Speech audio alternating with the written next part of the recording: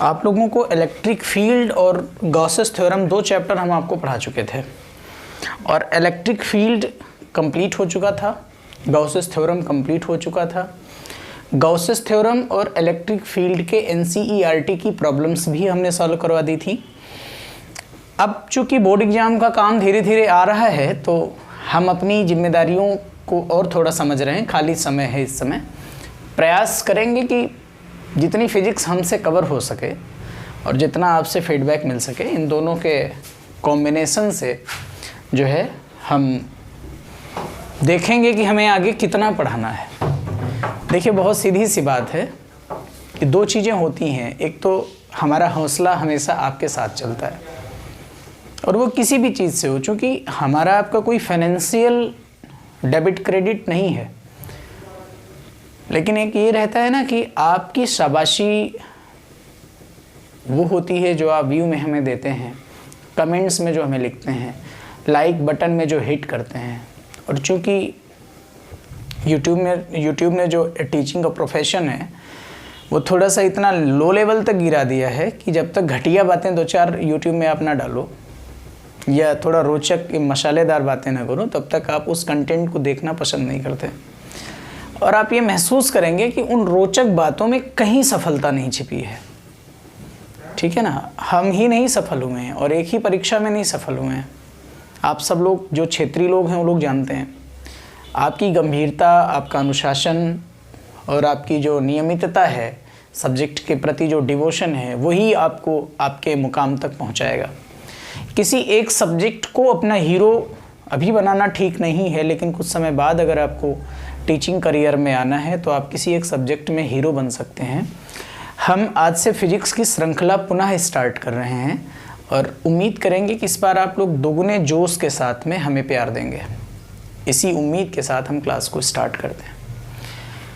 Class chapter number 3 से start होगी और पीछे के जो चैप्टर्स अगर आपने नहीं देखे हैं तो आप हमारे चैनल पे जाइए और उसमें हेडिंग लगा लीजिए electric field by Dilip sir, तो आपको मिल जाएंगे। गॉसेस थ्योरम के तो एनसीईआरटी की सारी प्रॉब्लम्स हैं, अगर आप देखना चाहें तो आप डालें Gauss's theorem by Dilip sir तो आपको मिल जाएगा।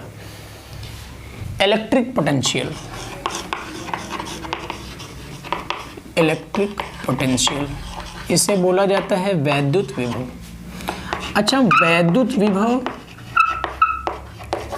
और वैद्युत क्षेत्र की तीव्रता, 2 पॉइंट हमने आपको लेक्चर नंबर 1 में उस समय पढ़ाया था जब हम आपको ये बता रहे थे कि वैद्युत क्षेत्र की प्रेजेंस के लिए, जैसे आप लोग नहीं कहीं किसी की प्रेजेंस चेक करते हो, किसी पार्टी में गए तो आपको लगा कि नहीं, अगर वो हमारा दोस्त आया है, अगर वो दोस्त वो मेरा वही है, अगर वो ऐसे कपड़े पहने होगा या ऐसे चल रहा होगा या उसकी बाइक इस कलर की होगी।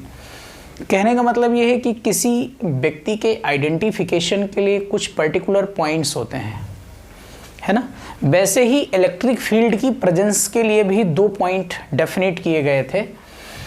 इलेक्ट्रिक फील्ड अगर कहीं होगा, इलेक्ट्रिक फील्ड अगर कहीं होगा तो उसके लिए 2 बातें ज़रूरी हैं। एक तो इलेक्ट्रिक पोटेंशियल होगा वहाँ पे, ठीक है, दूसरा इलेक्ट्रिक फील्ड इंटेंसिटी होगी। ये 2 पैरामीटर्स हैं किसी पॉइंट पर इलेक्ट्रिक फील्ड की प्रेजेंस को चेक करने के। Electric field intensity, right. इसमें से ये स्केलर क्वांटिटी है और ये वेक्टर क्वांटिटी है। इनफैक्ट हम इलेक्ट्रिक फील्ड ही पढ़ रहे हैं और इलेक्ट्रिक फील्ड में इसको पढ़ चुके हैं और इसकी बारी है इलेक्ट्रिक पोटेंशियल की। ठीक है, इलेक्ट्रिक पोटेंशियल की एक प्रॉपर प्रीफेस भी हम बना चुके थे, लेकिन हम चाहते हैं कि हम दोबारा इलेक्ट्रिक पोटेंशियल की प्रीफेस बनाएं और आप उसे ठीक से देखें कि इलेक्ट्रिक पोटेंशियल की प्रीफेस कैसे बनेगी और क्या होगी। ठीक, जैसे मान लीजिए आपने देखा कि यहाँ पर बहुत सारे चार्जेस हैं, यहाँ पे बहुत सारे चार्जेस हैं, यानी आप ये कह सकते हैं कि चार्जेस का एक पूरा समूह है, सेट ऑफ चार्जेस। और चूंकि अभी हम किसी दूसरे टॉपिक को पढ़ रहे हैं, इसलिए यहाँ ये मान लेना ज़रूरी है कि सभी चार्जेस का नेचर एक जैसा है। हम उस पॉइंट पर भी आएंगे जहाँ पे चार्जेस का नेचर अपोजिट होगा, चार्जेस किसी दूसरे नेचर के होंगे, लेकिन फिलहाल यहाँ पे सभी चार्जेस सेम कैटेगरी के हैं। अब चूंकि ये चार्जेस हैं, तो इन चार्जेस के कारण इसके आसपास की जो सराउंडिंग है, उसके सराउंडिंग में ये एहसास होगा कि यहाँ चार्ज है, लेकिन एहसास आपको नहीं होगा। आपके पास अगर कोई दूसरा चार्ज है तो उसको एहसास होगा, है ना। हर चीज़ की सेंसिटिविटी के लिए उसका एक पैरामीटर है। जैसे कहीं अगर पानी भरा है और सर्दी के मौसम में आप गुजर रहे हैं, तो जहाँ पानी भरा है वहाँ पे थोड़ा सा आपको वार्मिंग फील होगी, थोड़ा हीटिंग फील होगी, तो आपको लगेगा कि नहीं इस सराउंडिंग में कहीं पानी है जिसकी वजह से यहाँ थोड़ा ठंडक कम है। तो वैसे ही ये चार्ज है, लेकिन आसपास अगर कोई दूसरा चार्ज है, सपोज करिए कि दूसरा चार्ज यहाँ पे कोई है और ये टेस्ट चार्ज है। टेस्ट चार्ज के बारे में भी हम पिछले लेक्चर्स में आपको बता चुके हैं, आप वहाँ से पढ़ लीजिए। तो ये टेस्ट चार्ज इन तमाम सारे फील्ड्स के कारण रिपल्सन फील करेगा, हाँ या ना। रिपल्सन फील करेगा मतलब प्रतिकर्षण लगेगा, क्योंकि ये भी प्लस है और ये भी प्लस है। मान लीजिए सिस्टम बैलेंसिंग पोजीशन में है और ऐसा नहीं है कि इसके रिपल्शन के कारण ये उधर मूव कर गया हो, ऐसा नहीं है। और इनको एक सीधी रेखा में इस तरह से कुछ हम डिफाइन कर लेते हैं। इलेक्ट्रिक पोटेंशियल की ज़रूरत क्यों, इलेक्ट्रिक पोटेंशियल किसका है, हम इस पर चर्चा कर रहे हैं। अब इस टेस्ट चार्ज को हमें यहाँ लाना है। ये चूंकि प्लस प्लस प्लस है, तो इसके कारण जो जनरेटेड इलेक्ट्रिक फील्ड होगा वो इधर गया होगा, ये जनरेटेड इलेक्ट्रिक फील्ड है। और इस क्यू नॉट चार्ज को हमें इस पॉइंट से उठाकर इस पॉइंट तक लाना है। क्या दो चीज़ों पर हमें यहाँ बात करने की ज़रूरत है कि क्या ये क्यू नॉट चार्ज स्पॉन्टेनियसली यहाँ आएगा, खुद चल के आएगा, या फिर हमें चलाना पड़ेगा। तो बहुत सिंपल सी बात है कि खुद चल के इसलिए नहीं आएगा। क्यों नहीं आएगा? इसलिए नहीं आएगा क्योंकि यहाँ पर रिपल्सन इसमें लग रहा है, इलेक्ट्रिक फील्ड के कारण इसमें फोर्स दूर लग रहा है और इसको इधर लाना है। तो इसका मतलब है कि आपको एक बाहरी फोर्स लगाना पड़ेगा, आपको कोई एफ एक्सटर्नल इसमें लगाना पड़ेगा, और मिनिमम इतना लगाना पड़ेगा कि वो जो इधर लग रहा है फोर्स उसके बराबर हो जाए। इतना कम से कम अगर आप नहीं लगाएंगे तो आप इसको यहाँ से यहाँ तक ला ही नहीं सकते, क्योंकि इधर अगर कोई भाई इसको 10 न्यूटन से खींच रहा है तो कम से कम आपको इधर लाने के लिए फिजिक्स कहती है कि 10 न्यूटन तो लगाओ। वैसे तो आप कहेंगे 10 न्यूटन से ज़्यादा, लेकिन in the minimum position, in the position of the equilibrium, you will have to apply the force at least equal to the electric force exerted by the system. Which is the system? System is that which is producing the electric field. In that electric field, your test charge is feeling repulsion. इस पूरे system ने जो electric field create किया है, उस electric field के कारण इस क्यू नॉट पर जो फोर्स लग रहा है वो उधर लग रहा है। कम से कम हमें इतना फोर्स इसमें लगाना पड़ेगा कि वो इधर आ जाए। कितना लगाना पड़ेगा? जितना 10 न्यूटन उधर लगा हुआ है उतना ही 10 न्यूटन हमें इधर लगाना पड़ेगा। यानी आप ये कह सकते हो कि मिनिमम इतने फोर्स में अगर हम बात करें कि इसका जो एक्सेलरेशन होगा यहाँ से यहाँ चल के आने का, वो ज़ीरो होगा, क्योंकि इस समय चार्ज में नेट फोर्स ज़ीरो है। यानी ये बात तो समझ में आ गई कि नहीं भाई, इस समय अगर इसको हम यहाँ से यहाँ तक लाएंगे तो डेफिनेटली हमें लाना पड़ेगा, खुद नहीं आएगा। और जब यहाँ से यहाँ तक लाएंगे तो कोई बाहरी बल लगाएंगे। अगर बाहरी बल लगाएंगे और विस्थापन होगा तो बाहरी कार्य भी होगा, सिंपल। और कम से कम कितना फोर्स लगाएंगे? QE के बराबर लगाएंगे, QE के बराबर लगाएंगे। और मान लीजिए इसका जो डिस्प्लेसमेंट है that is delta x, so it will B Q into delta x, which is work done in this condition. अभी इस वर्क डन के बारे में ज़रा आप कंटेम्पलेट करिए। What will B of this work done, what will be the impact, इस work done का इस चार्ज पे इम्पैक्ट क्या होगा। ठीक वैसे ही जैसे एक इक्विलिब्रियम पोजीशन में स्प्रिंग होती है और उसको हम पुश कर देते हैं फिर वो दूर भगती है। इसका मतलब ये हुआ कि उस कंडीशन में जब वो दूर भगती है ऐसी दशा में वहाँ पर, एक मिनट रुकिएगा ज़रा, थोड़ा डिस्टर्बेंस क्रिएट है।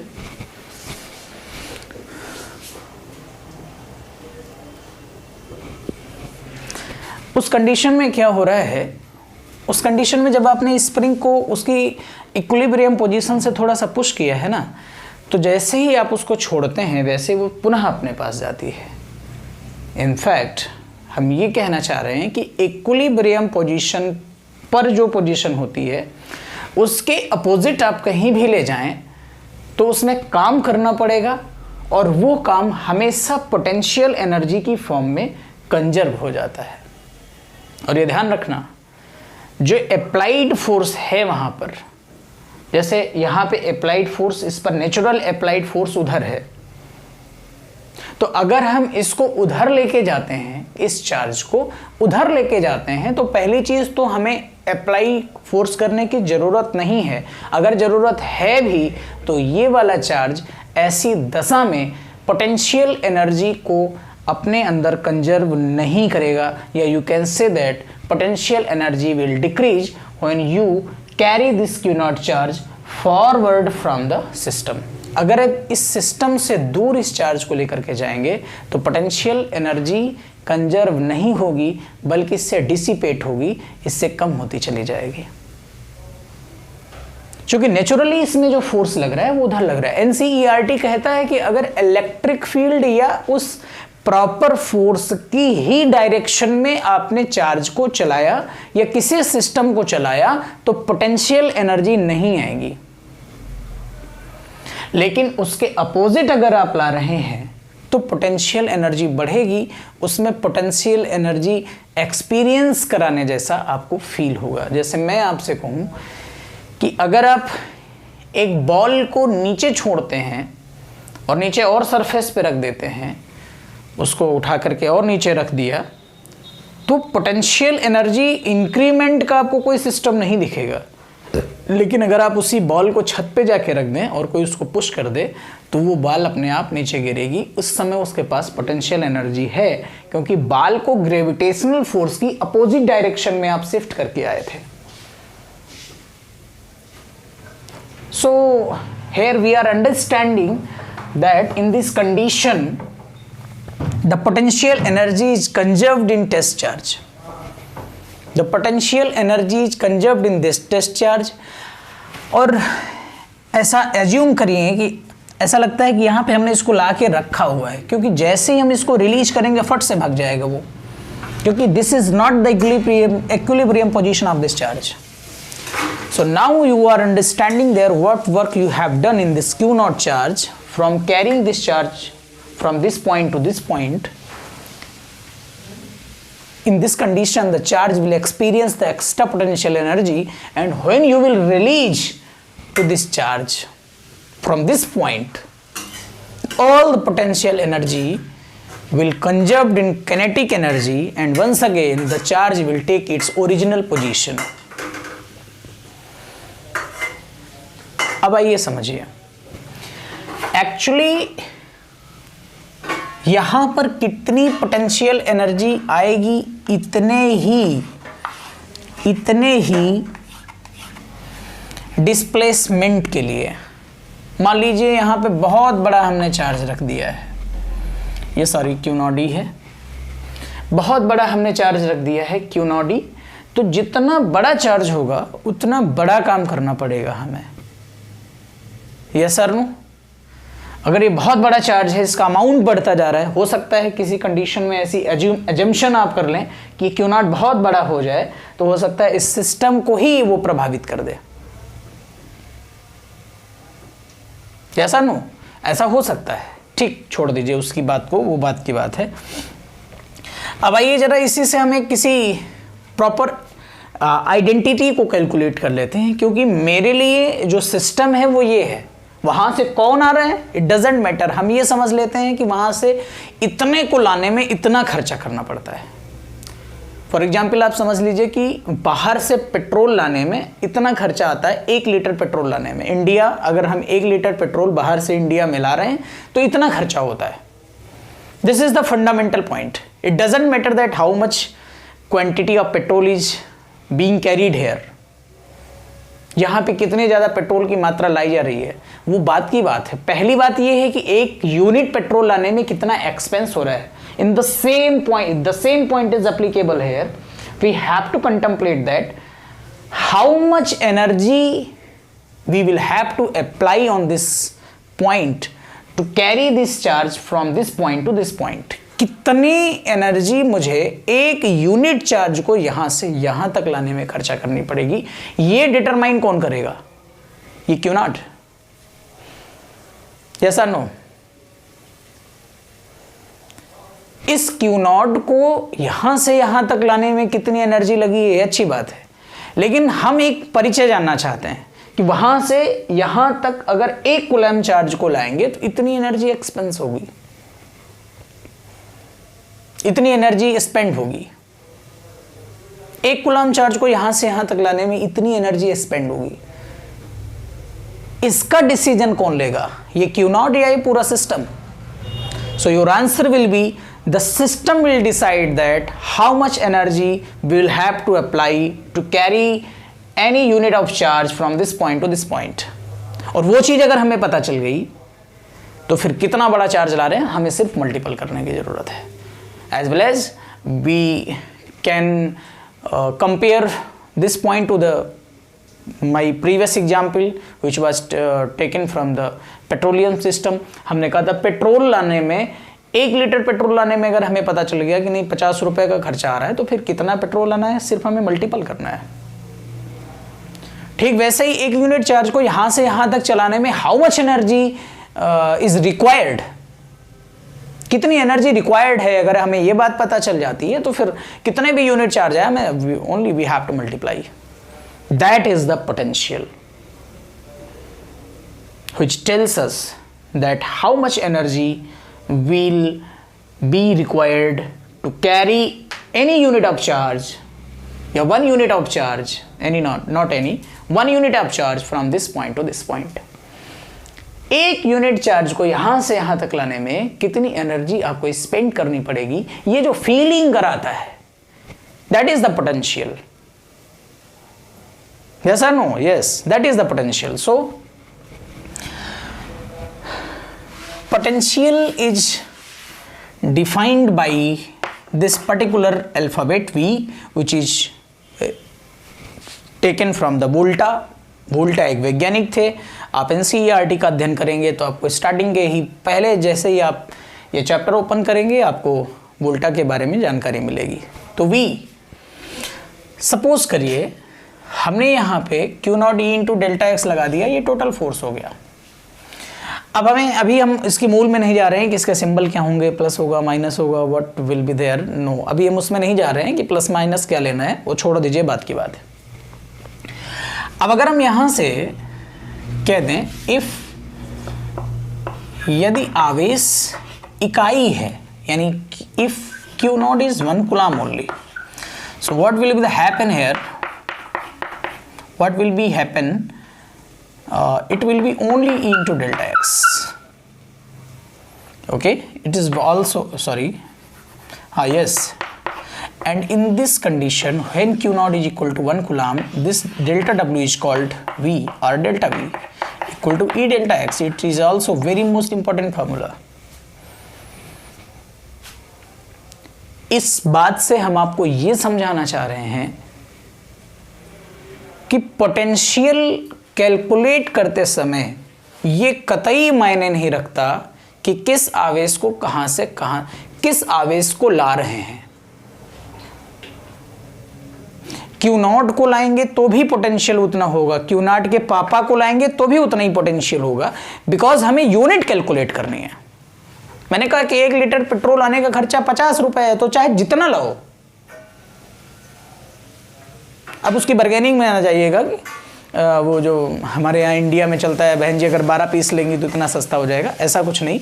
यहाँ एक नॉर्मल सिचुएशन के बारे में आप सोच लीजिए कि वो एक यूनिट के बारे में डिफाइन कराता है, तो फिर कितने भी यूनिट लाइए भाई, 1 यूनिट का हमने निकाल लिया है, फिर कितने भी यूनिट लाइए। तो वो जो 1 यूनिट वाला है वो तुम डिसाइड नहीं करोगे, वो ये डिसाइड करेगा पूरा सिस्टम, बिकॉज इलेक्ट्रिक फील्ड ही इस सिस्टम के द्वारा जनरेट हो रहा है। तो मैं कहता हूं कि जिस आवेश को उठा करके किसी दूसरे बिंदु तक लाया गया है उस पर वैद्युत विभव का मान निर्भर नहीं करता है, ठीक वैसे ही जैसे वैद्युत बल क्षेत्र या वैद्युत क्षेत्र की तीव्रता का मान निर्भर नहीं कर रहा था। बात समझ में आ गई? आई थिंक आ गई होगी। आगे देखिए,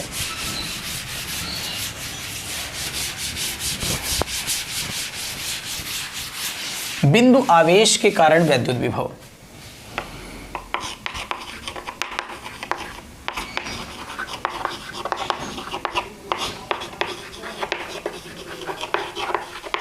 बिंदु आवेश के कारण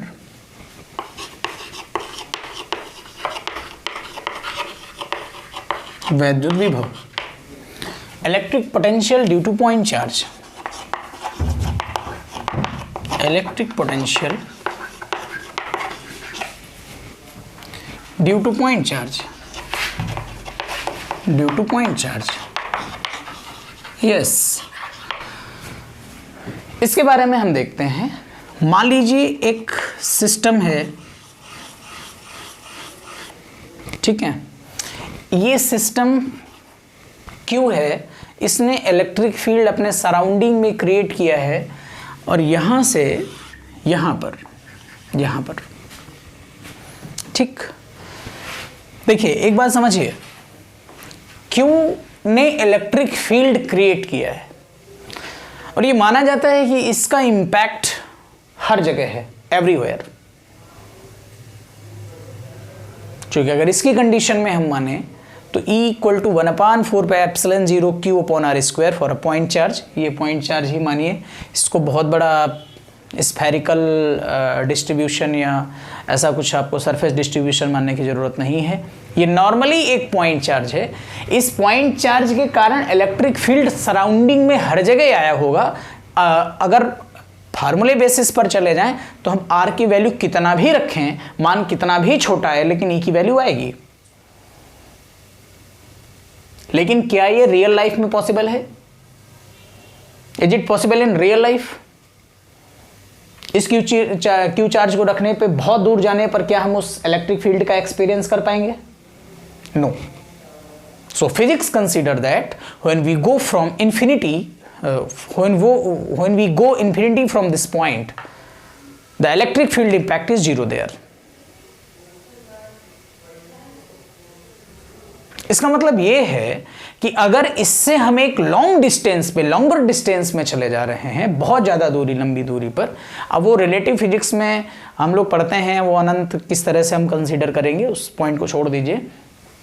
अगर बहुत लंबी दूरी पर जा रहे हैं तो उसे हम अनंत कहेंगे, उसे हम अनंत कहेंगे, है ना। और अगर अनंत में कोई इलेक्ट्रिक फील्ड नहीं है, सपोज करिए यहां पे कोई इलेक्ट्रिक फील्ड नहीं है, तो यहां से यहां तक लाने में इस टेस्ट चार्ज को कोई भी काम करना नहीं पड़ेगा। सपोज करिए this is point B and this is point A, और ये इलेक्ट्रिक फील्ड है, राइट, और यहां पर टेस्ट चार्ज को लाया गया है ऐसा। तो यहां से यहां तक लाने में यहां पर कोई इस पर एनर्जी नहीं है। क्यों एनर्जी नहीं है? क्योंकि इसके पास कोई वर्क डन नहीं है, लेकिन यहां पे वर्क डन आ गया है। Okay, so let us consider that this distance is smaller, और इसी पॉइंट पर हमें वैद्युत विभव निकालना है। ठीक है, अभी पीछे जो हम चर्चा कर रहे थे, आपको एक बार हम दोबारा ध्यान दिला दें। ये Q1 था, ये Q2 था, समथिंग समथिंग, और एक चार्ज को यहाँ से यहाँ तक उठाने की बात कर रहे थे, ये B और ये A था। पूरे वक्तव्य में मैंने विभव की बात की है, जबकि इनफैक्ट वो विभवांतर था, क्योंकि विभव यहाँ भी एग्जिस्ट करेगा, विभव यहाँ भी एग्जिस्ट करेगा, तो दो पॉइंट का जो डिफरेंस होगा दैट इज पोटेंशियल डिफरेंस। और एग्जैक्टली हम यही फिजिक्स में ज़्यादा यूज करते हैं, विभवांतर। लेकिन उससे ये पता चलता है विभवांतर का मतलब अंतर विभवों का रहा होगा, अर्थात विभव नाम की कोई चीज है तो जो घटाई गई है उससे जो पैदा हुआ है वो विभवांतर है। डेफिनेटली विभवांतर को, इस विभव को स्पष्ट करने के लिए हमें एक पॉइंट को इन्फिनिटी में रखना पड़ेगा, और जैसे ही हम इसको इन्फिनिटी में रखेंगे वी भी जीरो हो जाएगा, क्योंकि there is no any potential, because there is no entity of electric field due to this charge. इस चार्ज के कारण इंफिनिटी पर इलेक्ट्रिक फील्ड की एंटाइटी नहीं है, that's why we be zero. और जैसे ही जीरो करेंगे वी ए केवल बचेगा, फिर डिफरेंस की कहानी खत्म हो जाएगी, क्योंकि एक्स में से अगर जीरो का डिफरेंस निकालेंगे ना तो एक्स ही आएगा। तो अब हम माइन्यूट डिस्टेंस यहाँ से मान लेते हैं कि ये कोई डिस्टेंस r1 है, और स्टार्टिंग में हम चार्ज को यहीं मान लेते हैं, राइट। तो देखिए क्या होता है,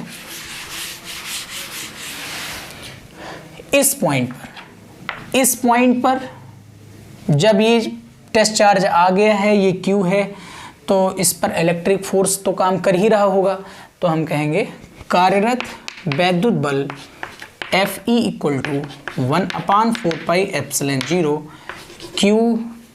Q not by R1 square and R cap in the direction of small r। ये इलेक्ट्रिक फील्ड है, इलेक्ट्रिक फील्ड के कारण लगने वाला बल है। अब अगर हमें इसको यहाँ से यहाँ तक चला के लाना है तो मिनिमम इतना ही फोर्स हमें इधर लगाना पड़ेगा, अपोजिट डायरेक्शन में। अब देखिए दो बातें हैं, जब हम एक सामान्य पुस्तक में जाते हैं तो सामान्य पुस्तक ये कहती है चूंकि आप चार्ज को इलेक्ट्रिक फील्ड की अपोजिट डायरेक्शन में ला रहे हैं इसलिए माइनस यूज करेंगे, लेकिन NCERT कहता है, NCERT इसको शुरू करता है dW इक्वल टू FDR, और वो कहता है चूंकि dr बहुत छोटा है, dr is less than 0, that's why we are taking the minus. तो आप इन दोनों को अपने अलग अलग विचारों से समझ सकते हैं।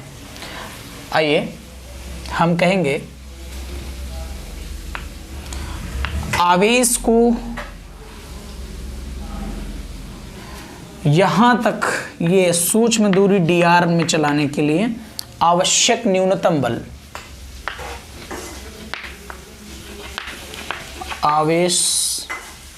आवश्यक न्यूनतम बल, मैं शॉर्टकट में लिख रहा हूं न्यूनतम बल। तो बेटा न्यूनतम बल का मतलब हो गया जितना Fe उधर लग रहा है ठीक उतना ही अपोजिट डायरेक्शन में लगाना पड़ेगा, in the condition of zero acceleration. इस समय अभी भी एक्सेलरेशन जीरो है, ये आप ध्यान रखिए। So that is F equal to minus 1/4πε0 Q not by R1 square. हम मैग्नीट्यूड फॉर्म में लिख रहे हैं इसलिए वेक्टर को छोड़ रहे हैं। dr दूरी चलाने में किया गया कार्य ऐसा। So dW equal to FDR and dW equal to minus 1/4πε0 Q not by R1 square into dr, या ये dr1 डिस्टेंस मान लीजिए, जैसा भी आप समझें dr1 मान लें। तो अब चूंकि ये R1 as a limit use किया जा सकता है, क्योंकि इसको हम इन्फिनिटी तक भी ले जा सकते हैं, इसको घटा के हम R तक भी ला सकते हैं। तो आप चार्ज को ला कहाँ से रहे हैं, चार्ज को इन्फिनिटी से ला रहे हैं, कहाँ तक ला रहे हैं, R तक ला रहे हैं। तो टोटल वर्क अगर हमें निकालना है तो हम इसको इंटीग्रेट मार देंगे, कहाँ से, इन्फिनिटी से लेकर के आर तक, -1/4πε0 q naught pi r1 square into dr1, ठीक है ना। So it will be w -1/4πε0। अगर इसको हम सॉल्व करते हैं तो क्या आने वाला है, इसको अगर हम सॉल्व करते हैं तो -1/r1 आने वाला है, तो ये प्लस हो जाएगा और 1/r1 बचेगा इन्फिनिटी टू r।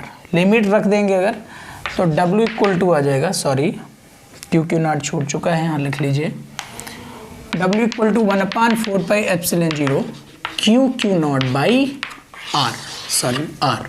ये वर्क डन है, लेकिन this is not a proper potential difference, this is not a potential, because potential never talks about the total energy, potential just talk about the unit energy per unit charge। यानी अगर हमें potential निकालना है तो हमें पूरी energy को उस चार्ज से डिवाइड करना पड़ेगा जो चार्ज हम ला रहे हैं, पीछे हम यही बात कर रहे थे। So it will be V equal to 1/4πε0 q naught by r by q naught, it is cancelled, and V equal to 1/4πε0 q by r। It's very important relation, और इस रिलेशन के ग्राफ के बारे में भी मुझे जानकारी होनी चाहिए। क्या है रिलेशन का graph? V equal to k, 1/4πε0 r can be 1/4πε0 can be considered as k, so k q by r। now if this is constant and it is also constant, v equal to 1 by r, so vr equal to constant। it is the condition of the hyperbola, rectangular hyperbola xy equal to c। Okay, so इस तरह का कुछ graph v और r के बीच relation का, ऐसा।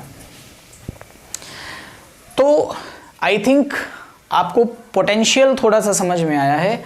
कल हम पोटेंशियल के आगे बात करेंगे वैद्युत क्षेत्र तथा वैद्युत विभव में संबंध, इलेक्ट्रिक पोटेंशियल एनर्जी और छोटे छोटे NCERT के एग्जाम्पल्स। ध्यान रखिए, इस पूरी क्लास में जब तक भी सीरीज चलेगी, जब तक आप चलवा पाएंगे, तब तक प्योर NCERT पढ़ाई जाएगी, जो कि आपको विभिन्न प्रकार की परीक्षाओं के लिए, यूपी बोर्ड के लिए फ़ायदेमंद हो सकती है। आपको अगर ये लेक्चर ठीक लगा हो तो प्लीज़ इस चैनल को थोड़ा सा प्रमोट कर दीजिएगा, अपना प्यार दे दीजिए। Thank you so much.